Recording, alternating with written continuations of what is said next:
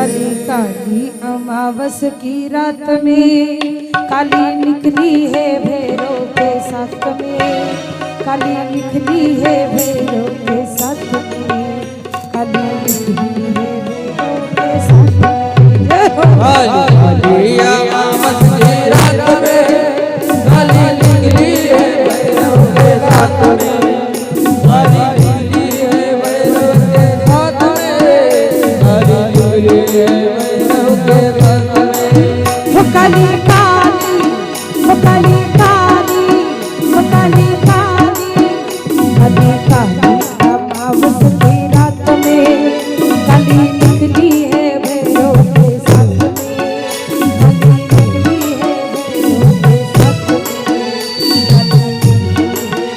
साथ में, काली काली अमावस की रात में काली निकली है भैरव के साथ में, काली निकली है भैरव के साथ में, काली निकली है भैरव के साथ में।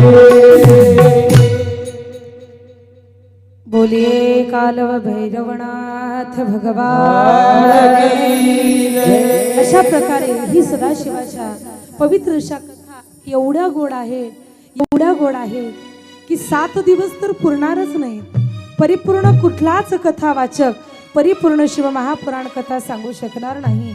ज्या सदाशिवाचं वर्णन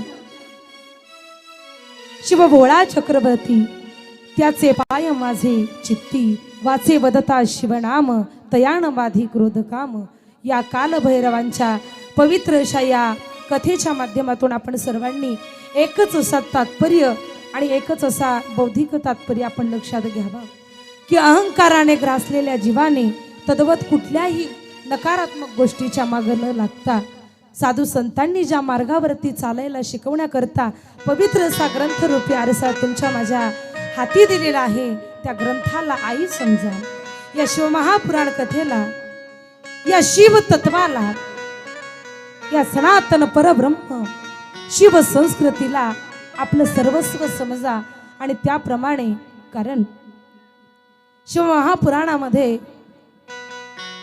नंदकेश्वर महात्म्य एवढं सुंदर आहे। रेवा नदीच्या पश्चिम किनारी कर्णकी नावाचं सुंदर नगर आहे, सुंदर कथा आहे, जिथे 4 वर्णाचे लोक राहतात। एका उत्तम वंशातील ब्राह्मणाने आपल्या पत्नीला, पत्नी पुत्र सुंदर असा परिवार आहे, अनेक कथा आहेत याच्याबद्दल, आणि प्रत्यक्ष स्वरूपामध्ये पवित्र ब्राह्मण कुळामध्ये जन्म आहे। मरणोत्तर आपल्याला वैकुंठ पदाची प्राप्ती व्हावी हा हेतू आपल्या मनामध्ये आहे, कैलास पदाची प्राप्ती व्हावी हा हेतू आपल्या मनामध्ये आहे। आणि असं करता एके दिवशी मृत्यू झाला, आणि मृत्यू झाल्यानंतर त्यांच्या ज्या अस्थी आहेत एका कापडात बांधल्यानंतर त्या ब्राह्मणाच्या पत्नीने म्हणजे त्या ब्राह्मणीने आपल्या दोन्ही मुलांना विचारलं, बाळा आपण ज्या ठिकाणी राहतोय हा नर्मदा आईचा परिसर आहे, आणि या परिसरामध्ये तुझ्या बाबांची अशी इच्छा होती की मरणोत्तर माझी जी अवशेष आहेत, माझी जी हाडं आहेत ती गंगेच्या पवित्र पाण्यामध्ये आपण संकल्प करून सोडून द्यावे। छोटा मुलगा म्हणू लागला, मला ड्युटी आहे, मी काही जाऊ शकत नाही। मोठा मुलगा म्हणू लागला, ठीक आहे आई, मी जातोय। जी नर्मदा नदी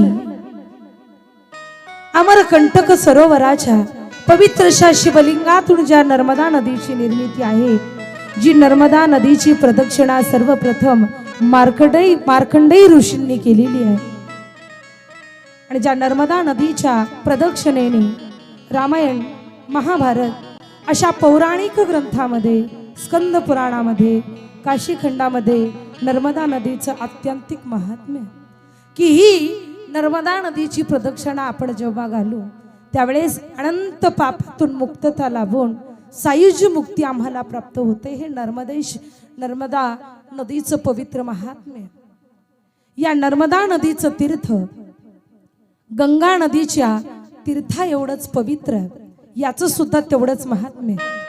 मग ही कथा ऐकत असताना हा ब्राह्मणाचा मुलगा ज्यावेळेस त्या ब्राह्मणाची अस्थी घेऊन निघाला, आणि पहिल्याचा काळ फार कष्टाचा होता, एवढा कष्टाचा होता. आत्ताच्या काळामध्ये आपण सकाळी जर ट्रेनमध्ये बसलो तर 6 पर्यंत पुण्याला, पण पहिल्याचा काळ एवढा कष्टाचा होता, एवढा कष्टाचा. माऊली तुकोबारायांची अवलामय, पांडुरंग हरी वासुदेव हरी रामकृष्ण हरी. जेव्हा